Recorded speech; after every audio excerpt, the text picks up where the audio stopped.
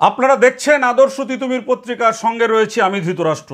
আজকে আপনাদেরকে আমরা আবার দেখাবো মানে আপনাদের তো ধারাবাহিকভাবে আমরা দেখাচ্ছি যে রাজ্য পুলিশের ইন্সপেক্টর ইনচার্জ যিনি ঘোলা থানায় ছিলেন 5 বছর সাম্রাজ্য চালিয়েছিলেন ঘোলা থানায়, তার একের পর এক বেআইনি কাজ আমরা তুলে ধরছি এবং সেটা তুলে ধরার পরে গোটা পুলিশ মহলে কিন্তু তোলপাড় শুরু হয়ে গেছে। বিভিন্ন পুলিশ বন্ধুরা, সাধারণ মানুষ আমাদেরকে ফোনে কমেন্ট করে জানতে চাইছে কবে বিশ্ববন্ধুর সাজা হবে, কবে বিশ্ববন্ধুর শাস্তি হবে, সবাই জানতে চাইছেন। আজকের দেখুন আমরা দেখাচ্ছি আমাদের ক্রাইম রিপোর্টার সুরেন্দ্র কুমার সিং একেবারে আদালতের মহাফেজখানা থেকে আজকে তুলে নিয়ে এসছে, একেবারে তুলে নিয়ে এসছে। কি তুলে নিয়ে এসছে আপনারা জানতে চান তো? আপনাদেরকে আমরা দেখিয়েছিলাম যে ঘোলা থানায় বাংলাদেশি মহিলার একদম অবারিত দ্বার, মানে পারে তো নয়, মানে সবসময় একেবারে থানার মধ্যে আসা যাওয়া, তারপরে এখান থেকে পাসপোর্ট নিয়ে বাংলাদেশি নাগরিক আমেরিকায় চলে যাওয়া, এখানের যে মহিলা সেই মহিলাকে প্রোটেক্ট করা ঘোলা থানায়, তারপরে সেই মহিলার বিরুদ্ধে যখন সঠিক রিপোর্ট দিয়েছিলেন একজন সাব ইন্সপেক্টরকে ক্লোজ করে দেওয়ার ঘটনা, এগুলো আপনারা সব জানেন। যেটা জানেন না আপনারা আজকে এই খবর দেখার পরে বলবেন যে আমরা ঠিক করছি কি বেঠিক করছি, আপনাদের বলতেই হবে আজকে। আর আমরা একটা কথা বলেছি যে দেখুন আমরা সংবাদ মাধ্যম, আমাদের কতটুকু ক্ষমতা আমরা তুলে ধরতে পারি। শাস্তি দেবে কে? রাজ্য পুলিশের ডিজি। শাস্তি দেবে কে? পুলিশ মন্ত্রী। শাস্তি দেবে কে? Police commissioner. শাস্তি দেবে কে? পুলিশের সুপারিনটেন্ডেন্ট। যাদের হাতে শাস্তি দেওয়ার পাওয়ার রয়েছে আমরা তুলে ধরতে পারি। আজকে আপনাদেরকে আমরা দেখাবো, আপনারা অবাক হয়ে যাবেন। আমাদের ক্রাইম রিপোর্টার সুরেন্দ্র কুমার সিং তুলে নিয়ে এসছেন যে আপনারা জানেন যে বাংলাদেশি নাগরিকদের ঘোলাতে তো একদম বিচরণ ছিল ঘোলা থানায়। এইখানে আজকে আমরা একটা কেস আপনাদেরকে সামনে তুলে ধরতে চাইছি যে দেখুন একটি লোককে অপহরণ, ধর্ষণ, তারপরে 14 ফরেনার্স অ্যাক্টে মামলা দেওয়া হয়েছিল। 14 ফরেনার অ্যাক্টস মানে হচ্ছে আপনার বিদেশি যে সমস্ত লোকজনেরা আমাদের দেশে চলে আসে তাদের ক্ষেত্রে ফরেনার্স অ্যাক্ট লাগু হয়। এবং এটা লাগু হয় কখন? পুলিশ কিন্তু সমস্ত তদন্ত করে নিশ্চিত হয়ে তারপরে এই কেসটা লাগু করে। আপনারা দেখুন আমরা দেখাচ্ছি তথ্য প্রমাণ হাতে নিয়ে। যদি বিশ্ববন্ধুর ক্ষমতা থাকে, পুলিশ বিভাগে যারা রয়েছেন উঁচুতলার কর্মী, আমরা তো জোরের সাথে বলছি যে আমাদের কাছ থেকে তথ্য নিয়ে তদন্ত করা হোক। তদন্ত কে করবে?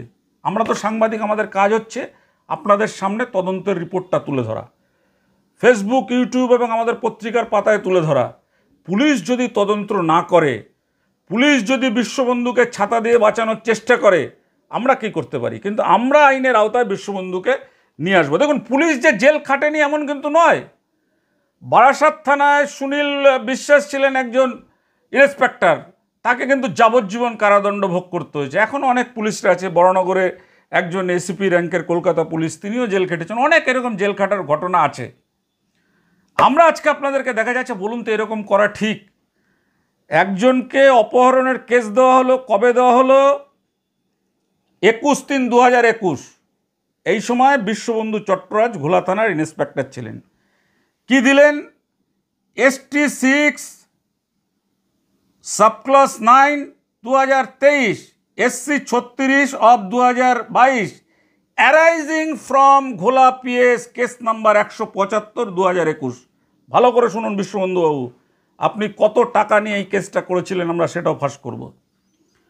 175/2021 ডেটেড 21/3/2021। এই 21/3 ডেটে এই কেসটা করা হয়েছিল। আন্ডার সেকশনগুলো আপনারা শুনুন। তখন IPC ছিল, BNS আসেনি।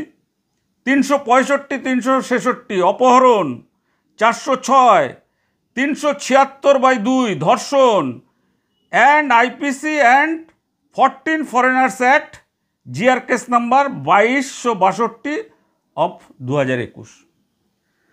যার বিরুদ্ধে এই কেসটা করা হয়েছিল তার নাম হচ্ছে দেবু দেবনাথ।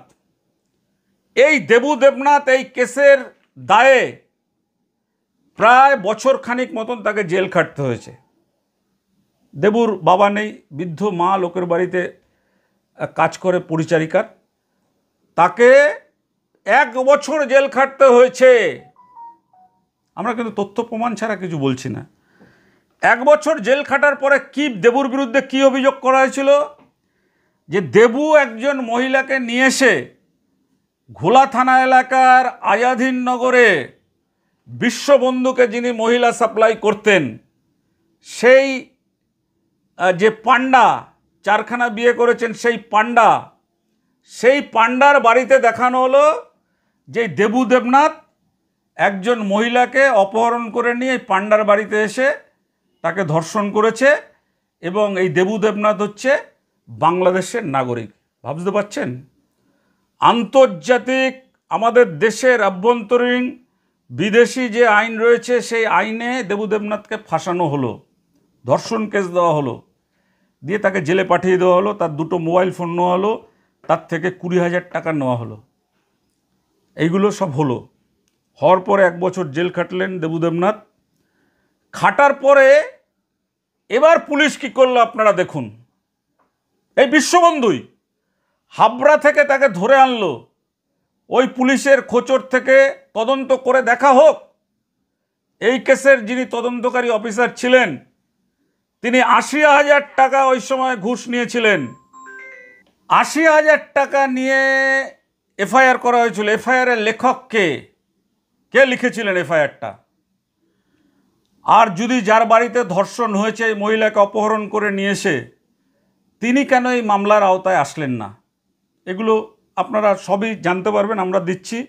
পুলিশ তদন্ত করেনি। পরে কি করলেন পুলিশ? এবার পুলিশ এই কেসটাতে চার্জশিট দিলেন।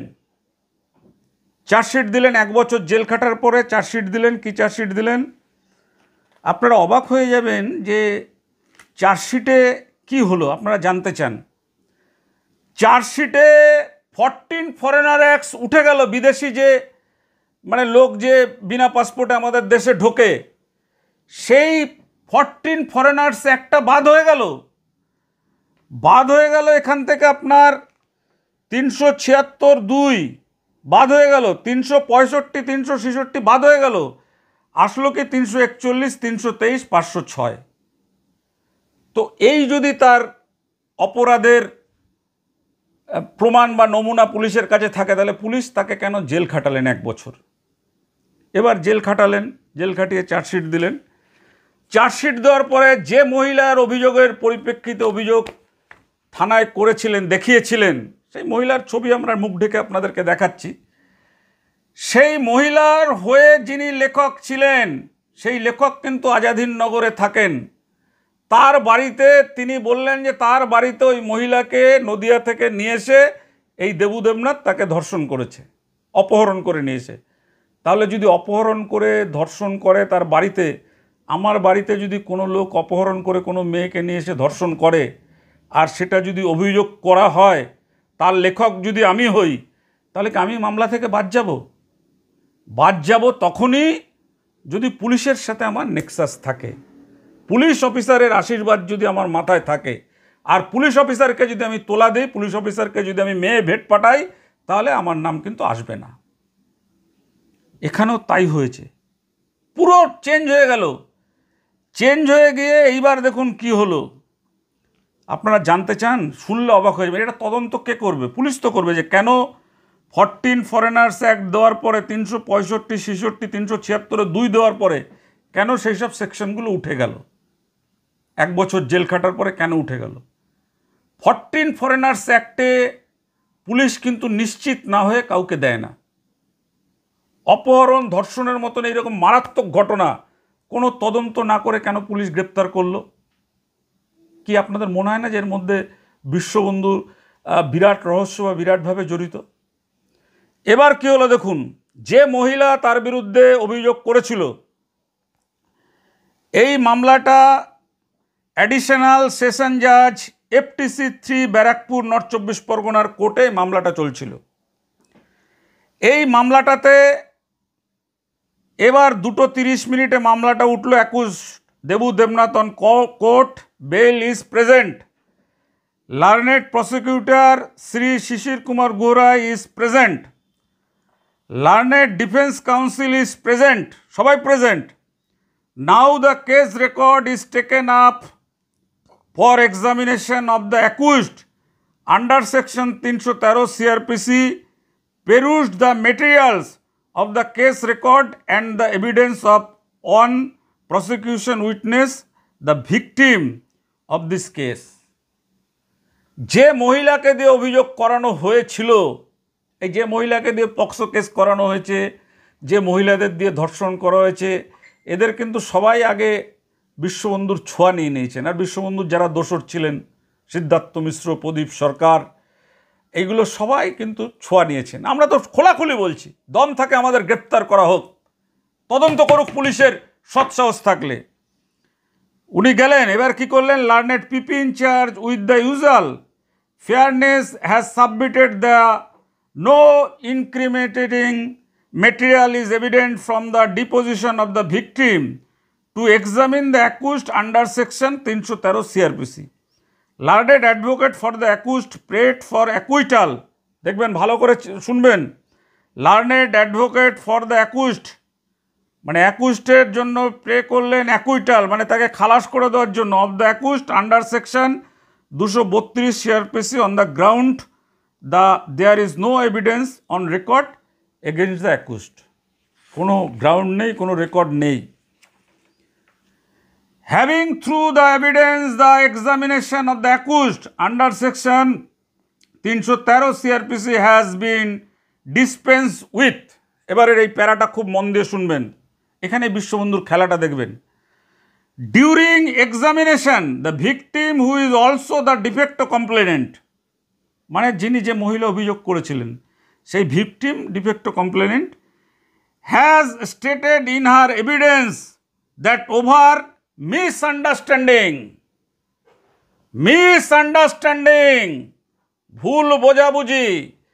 ভুল বোঝাবুঝিতে 14 ফরেনার অ্যাক্টস, অপহরণ, ধর্ষণ সব ভুল বোঝাবুঝিতে লাগু হয়ে গেল একজন মহিলা। তারপর কোর্টে দাঁড়িয়ে বলছেন misunderstanding. With the accused lodged the complaint against him and she is not intending to proceed with the case. In her cross-examination, the victim further revealed that she has no allegation against the accused.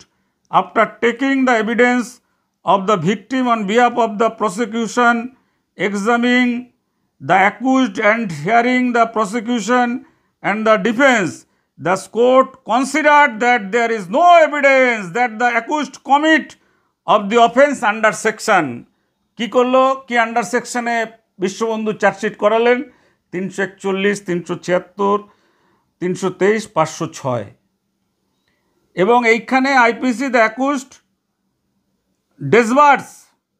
Deserves on an order of acquittal under section 232 CRPC. Hence it is order that accused Debu Debnath is found not guilty. ভাবছেন, যদি Debu Debnath not guilty হয়, যদি guilty না হয়, তাহলে তাকে কেন 1 বছর জেল খাটতে হলো? 1 নম্বর প্রশ্ন। এই যে মহিলা অভিযোগ করেছিলেন, তিনি কোথা থেকে এসে দেবু দেবনাথের বিরুদ্ধে অপহরণ, ধর্ষণ এবং দেবু দেবনাথকে বাংলাদেশে আখ্যা দিয়েছিলেন? কার বাড়িতে বসে? কে এফআইআর এর লেখক? কিচ্ছু এলো না, কিচ্ছু আনা হলো না। এবারে দেখুন, গিল্টি অফ পানিশেবল, এটা আপনারা শুনলেন।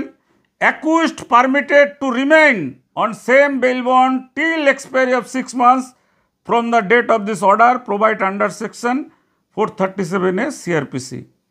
ঠিক আছে, ডিসাইড কারেক্ট বাই মি, জজ সাহেব করেছেন।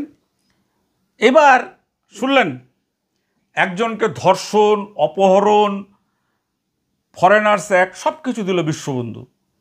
দেওয়ার পরে আচ্ছা এইবারে বলুন, এই যে সব কিছু তুলে তারপর চার্জশিট দিলেন আদালত থেকে, আবার ওই মহিলাকে নিয়ে এসে মহিলাকে দিয়ে বলালেন যে মিসআন্ডারস্ট্যান্ডিং হয়েছে। সাক্ষীদের কারা ডাকে? সরকারি উকিল সাক্ষীর কাগজ পাঠায় থানায়, থানা থেকে কাগজ পাওয়ার পরে সেই মহিলা আসে বা যার বিরুদ্ধে আছে যে কেস করেন, এই মহিলা এসে বললেন মিসআন্ডারস্ট্যান্ডিং। তো মিসআন্ডারস্ট্যান্ডিং কীভাবে হয়? একজন ধর্ষণ করলেন, অপহরণ করলেন, 14 ফরেনার্স অ্যাক্ট লাগানো হলো। এবার মিসআন্ডারস্ট্যান্ডিং বলে দেবু দেবনাথকে অ্যাকুইটাল করে দেওয়া হলো। এবং দেবু দেবনাথ তো 1 বছর জেল খাটলেন। 1 বছর জেল খাটার পরে আপনারা তো জেলগুলোর অবস্থা জানেন, তার মেরুদণ্ড অনেকটা বেঁকে গেল। লড়াই করবে কে? তাহলে এই কেসটা কি তদন্ত করা উচিত না পুলিশের? রাজ্য পুলিশের ডিজি, রাজ্যের মুখ্যমন্ত্রী, ব্যারাকপুর পুলিশ কমিশনার এবং যেখানে যেখানে যারা রয়েছেন তাদেরকে এটা তদন্ত করা উচিত না? সবটা তো সাজানো, গট আপ গেম। মহিলাটাকে নিয়ে আসলেন, বিশ্ববন্ধু চট্টরাজকে পাচার করলেন। বিশ্ববন্ধু চট্টরাজ তার কাছে একটুখানি ছুঁয়ে টুয়ে তাকে দেখলেন, দেখার পরে তাকে দিয়ে অভিযোগ করালেন। কাকে দিয়ে? যে লোকটা তার বউকে দিয়ে ধর্ষণের কেস করায়, যে লোকটা অন্য মহিলাকে দিয়ে পক্সো কেস করায়, বিশ্ববন্ধুর একদম কাছের লোক। আমরা দেখাবো। কল্যাণী আদালতে তাকে 7 বছরের সাজা দিয়েছিল নাবালিক অপহরণে। সেই ক্রিমিনালকে দিয়ে এফআইআর লেখালেন যে তার বাড়িতে ধর্ষণ হয়েছে, অথচ তাকে মামলায় পার্টি করা হলো না, তাকে ধরা হলো না এবং সেই মামলাটা ঠান্ডা করে পাঠিয়ে দেওয়া হলো। আমাদের ক্রাইম রিপোর্টার সুরেন্দ্র কুমার সিং, আপনারা জানেন যে হচ্ছে একেবারে জাত গোখরো। সুরেন্দ্র কুমার সিং ঠিক খুঁজে খুঁজে খুঁজে খুঁজে খুঁজে খুঁজে আদালত থেকে এই যে কপিটা আমরা তুলে নিয়ে এসেছি। আপনারা যারা আইনজ্ঞ আছেন, যারা বিশেষজ্ঞ আছেন, কোর্টে গিয়ে মানে 14 ফরেনার্স অ্যাক্ট উঠে যাবে? উঠে যায় কখনো? বিশ্ববন্ধু বাংলাদেশিদের ধরে না, প্রমাণ দিচ্ছি।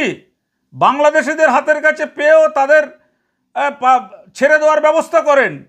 সেখানে বাংলাদেশি কেস করার পরে ধারা দিয়ে তাকে 1 বছর জেল খাটিয়ে তারপর তার বাংলাদেশি ধারা উঠে গেল, 376-এর 2 উঠে গেল, 365, 366 সব উঠে গেল।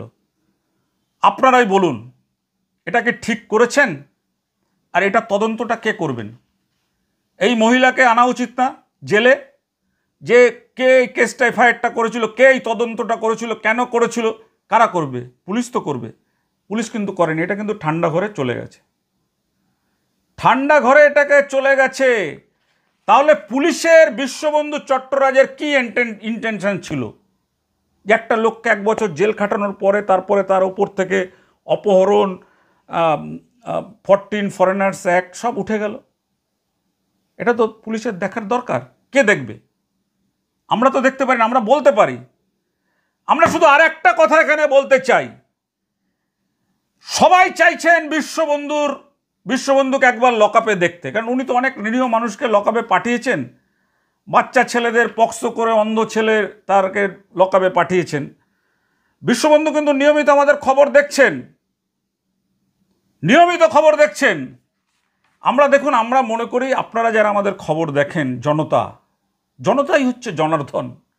আমরা করি মানুষই হচ্ছে সর্বশক্তিমান। আপনারা যদি মনে করেন তাহলে কিন্তু অবশ্যই বিশ্ববন্ধুর শাস্তি হবে। দেখুন, আমরা এই লড়াইটা কেন লড়ছি? আমরা এই লড়াইটা লড়ছি যে একটা লোক এইভাবে তাকে আইন রক্ষার জন্য দেওয়া হয়েছে, তাকে রাজধর্ম পালনের জন্য আইসি হিসেবে দেওয়া হয়েছে। তিনি সেই রাজধর্ম পালন না করে বিভিন্ন নিরীহ মানুষকে জেলে ঢুকিয়ে দিয়ে তারপর বিত্তশালীদের থেকে টাকা রোজগার করেছেন। এটার প্রতিবাদ করা উচিত না? কেউ করবে না, এটার প্রতিবাদ করছে না। আমাদের করতে হচ্ছে। আমাদের ক্রাইম রিপোর্টার জীবনের ঝুঁকি নিয়ে যাচ্ছেন, আমাদের কাছে হুমকি আসছে। দেখুন, আমরা শপথ নিয়েছি হচ্ছে কাঙাল হরিনাথের জীবনী। এই যে চেয়ারে আমরা বসি, বারবার একটা কথাটা আমরা বলি। কেন বলি? বিশ্ববন্ধু যদি আমাদের খুনও করে দেন তবুও আমাদের এই লড়াই চলবে এবং বিশ্ববন্ধুকে আমরা আদালতে আনবই।